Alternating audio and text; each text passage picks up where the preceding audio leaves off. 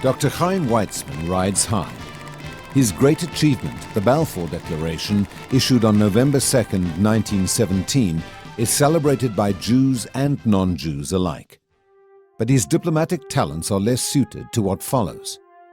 Weizmann will grow disillusioned with the British and come into conflict with a large segment of Zionists who question his policies.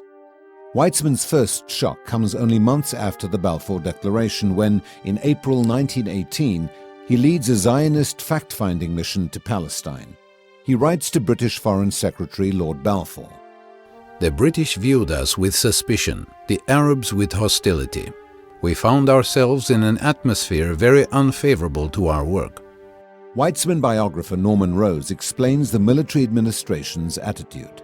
Many had been reared in the so-called Cairo-Khartoum school, which envisaged a pan-Arab union throughout the Middle East under British tutelage. The Balfour Declaration did not fit into this ambitious scheme. Wyndham Deeds, a senior intelligence officer to General Edmund Allenby, leader of the British forces in Palestine, warns Weizmann that there is outright anti-Semitism among British officers. Among Arabs, too, anti-Zionist propaganda is everywhere. Weizmann hopes for an agreement with the Arabs and is encouraged after meeting with Arab leader Emir Faisal on the outskirts of Amman. Faisal seems anxious to find a basis for Arab-Jewish cooperation. In 1919, Weizmann attends the Paris Peace Conference at Versailles as part of the Zionist delegation. He protests vainly as the northern border of Palestine is drawn well south of where the Zionists requested, cutting off vital water sources.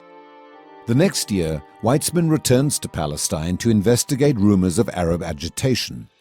He is celebrating Passover with his mother in Haifa when Arabs riot in Jerusalem. 5 Jews are killed and 216 injured. Most shocking is the inaction of the military administration.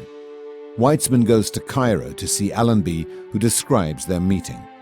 He was in a state of great nervous excitement, shedding tears, accusing the administration of being anti-Zionist and describing recent events as a pogrom.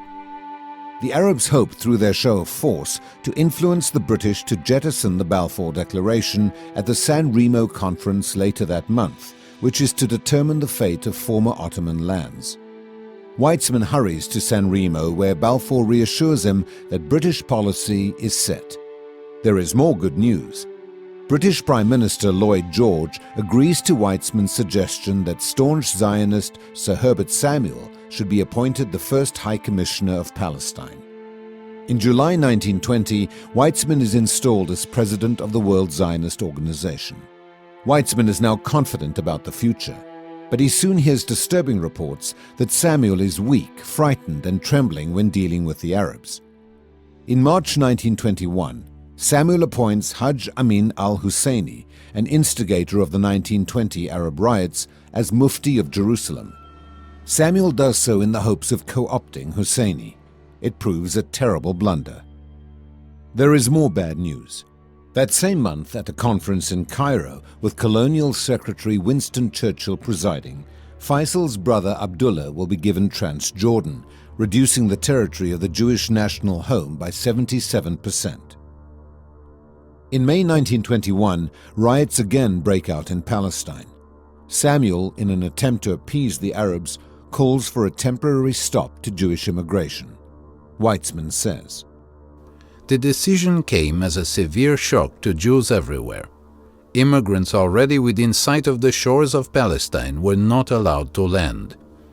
Weizmann avoids criticizing Samuel publicly, but complains bitterly in a private letter. It seems that everything in Palestinian life is now revolving around one central problem: how to satisfy and to pacify the Arabs. Zionism is being gradually, systematically, and relentlessly reduced. Opposition to Weizmann now begins building within the Zionist movement. In December 1921, at the 12th Zionist Congress, Weizmann is severely criticized for taking no public stand as Britain retreats from its promises. Weizmann easily overrides the opposition, winning a vote of confidence by 348 to 58. 5 months later, on May 27, 1922, the Churchill White Paper is issued. Written by Samuel, it aims to appease the Arabs by whittling down the meaning of the Jewish national home. The British tell Weizmann that he must accept the White Paper or he will not get the League of Nations mandate. Feeling he has no choice, Weizmann accepts, and little over a month later, on July 24, 1922, the League of Nations ratifies the mandate. Despite the setbacks, the mandate is a major achievement. Rose writes, Impeded by hostile forces from all sides, Weizmann had taken the Balfour Declaration, an act of faith, and turned it through the mandate into a practical instrument of policy recognized by public law. Weizmann turns to his next great project. Article 4 of the mandate calls for the creation of a Jewish agency to cooperate with the British administration in Palestine. In a bid to improve the bleak economic situation of the Yishuv, or Jewish community in Palestine, Weizmann decides to expand the Jewish agency to include an equal number of non-Zionists, chiefly well-to-do American Jews. This effort, which takes 7 years to bring to fruition, will be an ongoing source of friction within the Zionist movement. Vladimir Jabotinsky, founder of a Jewish brigade that fought with the British forces in Palestine during World War I, spearheads the broad-based opposition. Jabotinsky argues that a strong nationalist leadership is required to carry out this offensive, and non-Zionists would only weaken the effort. In 1929, at the 16th Zionist Congress, Weizmann triumphs over his critics. The Congress votes for the expanded Jewish agency by a huge margin, 230 votes to 30. The mood is euphoric as leaders of Zionism and world Jewry stand together to formally create the expanded Jewish agency. Albert Einstein hands Weizmann a note. On this day, the seeds planted by Herzl and Weizmann have borne fruit in a wonderful fashion. None of those attending remained unmoved. Already president of the Zionist organization, Weizmann is now also elected president of the new Jewish agency. Rose writes, His reputation enhanced, his prestige unrivaled. Without challenger or peer, he dominated not only the Zionist movement, but also the politics of world Jewry. Yet in seemingly no time, Weizmann will go from the heights of victory to the worst crisis of his career as anti-Jewish riots in Palestine and the stock market collapse severely set back the Zionist program.